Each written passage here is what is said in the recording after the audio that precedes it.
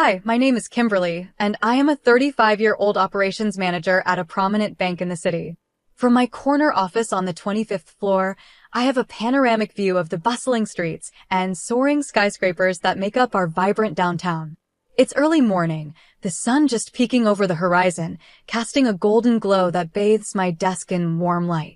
This moment, with my coffee in hand and the city coming to life below, is one of the rare times I allow myself a pause in my otherwise hectic life. Truth be told, work is my life. It's my passion and my driving force, but it's also my greatest excuse. It keeps me from facing the reality that beyond these glass walls, my personal life is practically non-existent. Not that I mind. There's a certain thrill in closing deals and solving problems that I haven't quite found anywhere else. So here I am, at the peak of my career, feeling both fulfilled and utterly consumed by my work. It's a paradox I've come to accept, one that defines not just my days, but my identity. And as much as I thrive in this environment, I often wonder about the sacrifices I've made for this success. Is it worth it? I've always thought so, but that was before Edward walked into my life, challenging every notion I had about what it means to have it all. It was a rare Friday night when I decided to step out of my routine and join a couple of friends for dinner. We chose a quaint little Italian restaurant, its cozy ambience a stark contrast to the sleek, modern lines of my office. As we laughed and shared stories over plates of pasta and glasses of wine, I felt a part of me unwind, a side of myself I often neglected in the rush of my professional life. Halfway through the evening, Sarah, a friend I've known since college and one of the few who could drag me away from work, leaned in with a mischievous grin. "Kimberly, there's someone I want you to meet. He's here tonight, and I think you'll like him." Before I could protest, she was waving someone over. That's when I first saw Edward. He approached our table with a confident stride, his smile easy and genuine. "Hi, Kimberly, I'm Edward. Sarah has told me a lot about you," he said, extending his hand. His grip was firm, his demeanor calm and self-assured. We made small talk, and I found myself intrigued by his openness and straightforward nature. Edward was an elementary school teacher, passionate about his work and, unlike me, very clear about his personal life goals. He didn't shy away from discussing his future. He wanted a family, a home filled with love and laughter, a stark contrast to my own uncertain views on such matters. Despite myself, I was drawn to his clarity and warmth.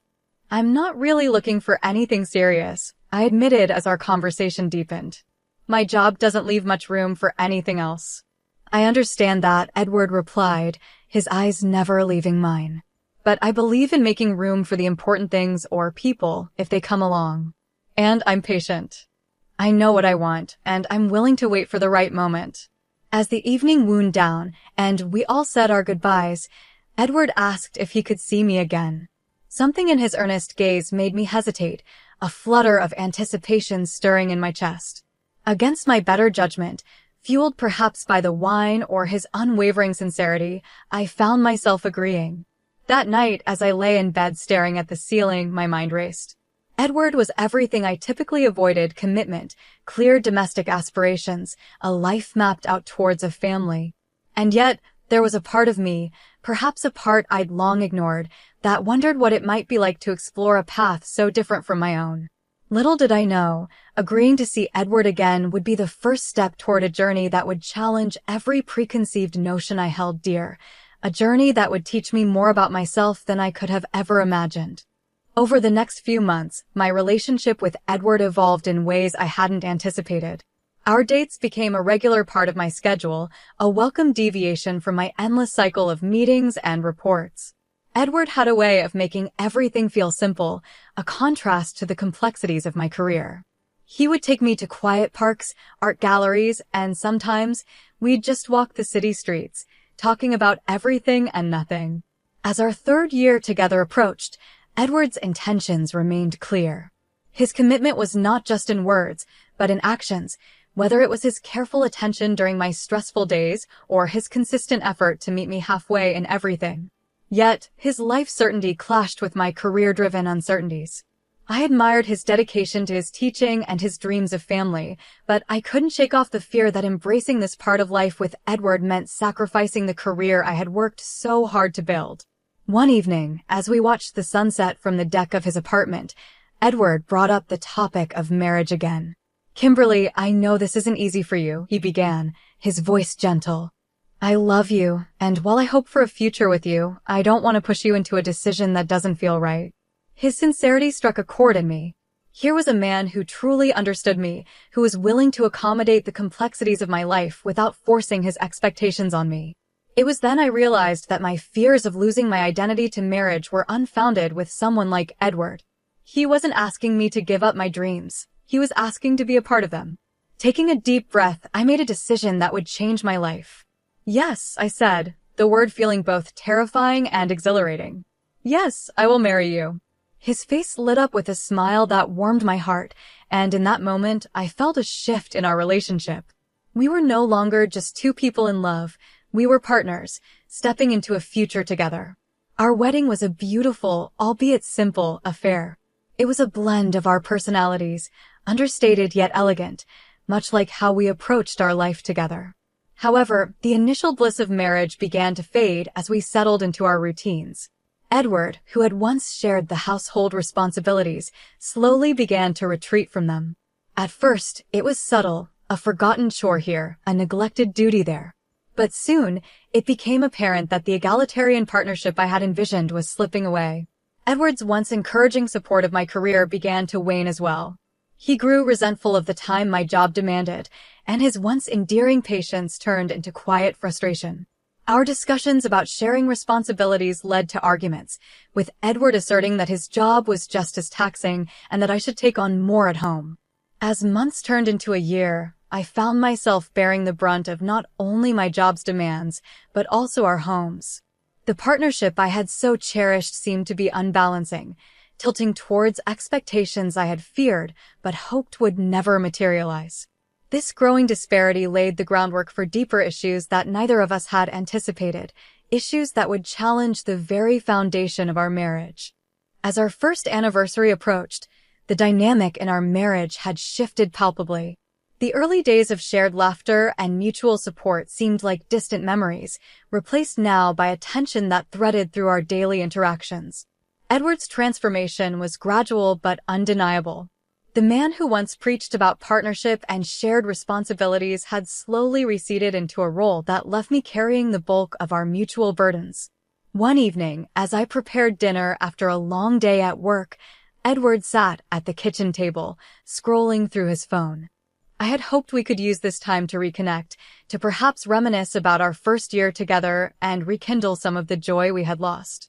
Instead, there was a cold silence, one that I finally broke. "Edward, we need to talk about the household chores," I said, trying to keep my voice even. "I feel like I'm handling everything on my own." We agreed to share these responsibilities.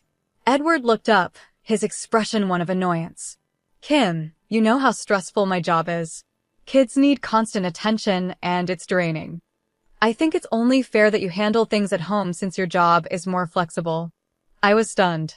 My job was anything but flexible, filled with unexpected crises and demands that often stretched into the wee hours.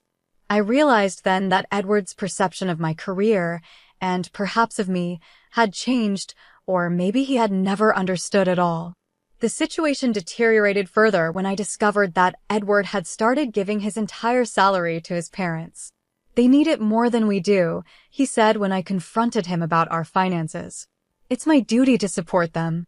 While I respected his desire to help his family, IT placed an undue strain on me, as I was now solely responsible for our financial stability.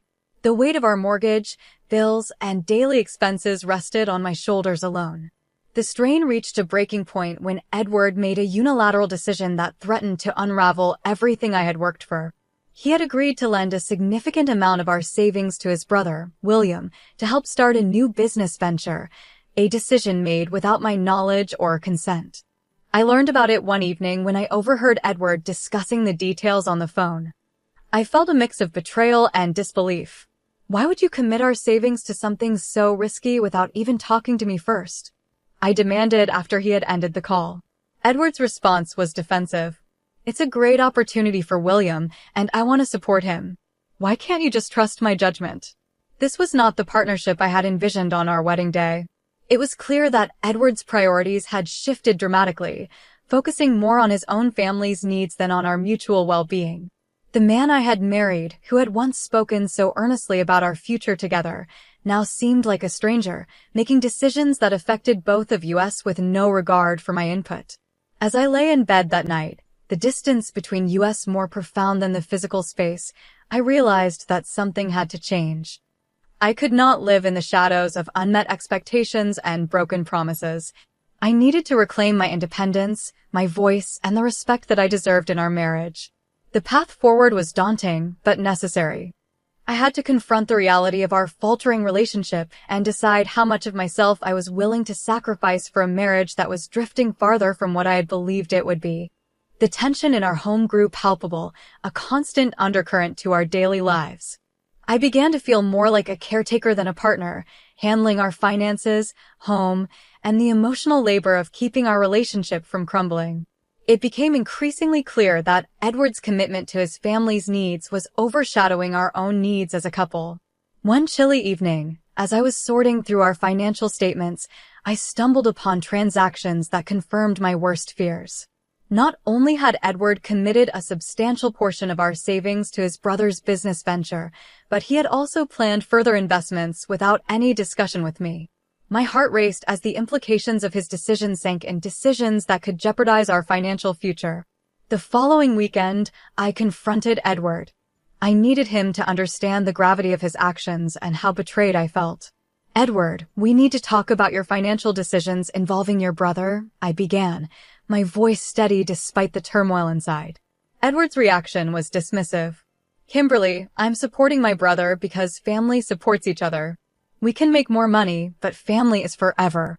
"But what about our family, Edward? Our plans? You're making major financial decisions without even involving me. That's not what partners do." My frustration was mounting, and it was difficult to keep my composure. Edward shrugged, a gesture that felt like a dismissal of my concerns. "I thought you'd be supportive. You always manage to find a way through your business challenges. Why not this?" That night, I lay awake, the gap between us widening. His words echoed in my mind, a stark reminder of how disconnected we had become.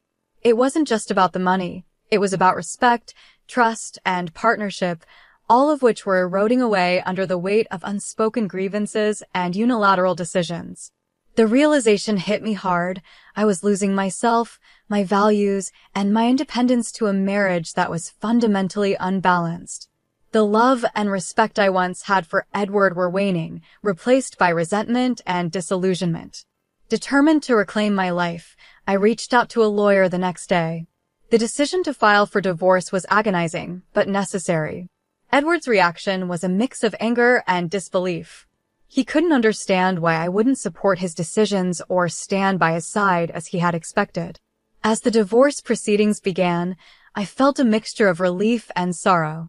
The process was swift, propelled by my resolve and Edward's realization that reconciliation was beyond reach. I secured my financial assets, ensuring that my future would not be compromised by further unilateral decisions. The finality of the divorce brought a sense of closure, but also a deep introspection about what I truly valued in life and relationships.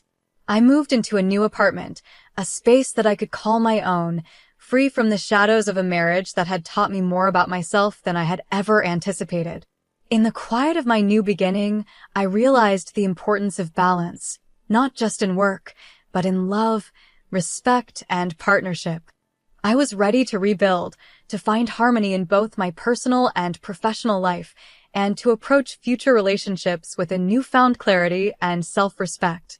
The lessons were hard-earned, but they were mine, and they would guide me forward into a future I would navigate on my own terms.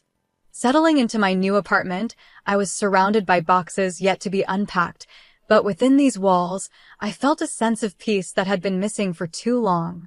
My new home was smaller, the neighborhood quieter, and from my window, I could see the park where families gathered, children played, and life unfolded in simple, joyful episodes.